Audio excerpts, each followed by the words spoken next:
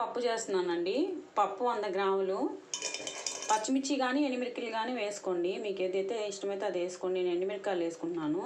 అంటే పచ్చివే పండిపోయిన మిరపకాయలు వేసుకుంటున్నాను, టేస్ట్ బాగా వస్తుందని. ఒక 8 వేసుకున్నాను. చిరాకు కట్ట కడిగి పెట్టుకున్నాను. టమాటాలు 2, చింతపండు ఒక పెద్ద గోలి అంత చింతపండు పప్పులో వేసుకున్నానండి. ఇప్పుడు ఈ ఆకు మునిగే వరకు వాటర్ పోసుకోవాలండి. మునిగే వరకు వాటర్ పోసుకోమంటే ఎక్కువ పోసుకుంటారేమో. నేను కొలత చెప్తాను చూడండి. మీ ఇంట్లో ఇలాంటి చెమ్ము ఒకటి ఉంటే ఈ చెమ్ముతో 2 చెమ్ములు వాటర్ పోయండి.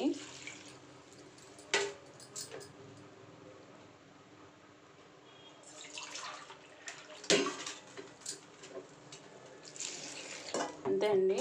కొంచెం పసుపు వేసుకున్నానండి. టేస్ట్ బాగా రావాలంటే జీలకర్ర కొంచెము, మెంతులు కొంచెం వేసుకోండి. టేస్ట్ బాగా వస్తుంది. ఉడకాలంటే కొంచెం ఆయిల్ కూడా వేసుకోండి. ఆకుపప్పు ఉడికింది చూడండి బాగా పప్పు. ఇప్పుడు దీన్ని పామేసి తిరగమాత చేస్తాను. తీసుకొని కళాయి పెట్టానండి. కళాయి హీట్ ఎక్కాక ఆయిల్ పోసుకున్నాను.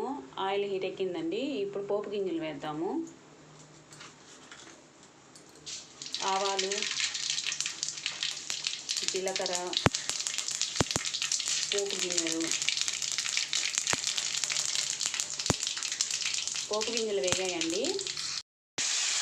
కరివేపాకు, ఆనియన్స్ వేసానండి. ఇవి బాగా వేగాక పప్పు దాంట్లో పోసుకున్నామండి. ఇప్పుడు పోపు బాగా వేగింది చూడండి. ఎర్రగడ్డలు బ్రౌన్ కలర్లో వస్తున్నాయి.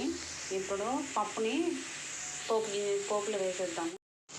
ఆకుపప్పు వేసేసానండి. చూడండి, ఇది ఒక 10 నిమిషాలు ఉడికినాక దింపేసుకుందామండి.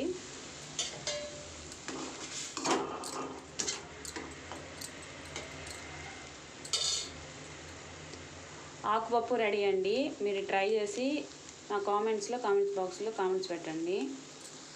ఆకుపప్పు రెడీ అండి. మీ ఇంట్లో ట్రై చేసి కామెంట్ బాక్స్లో కామెంట్స్ పెట్టండి. అసలు పప్పే కనిపించలేదు చూడండి.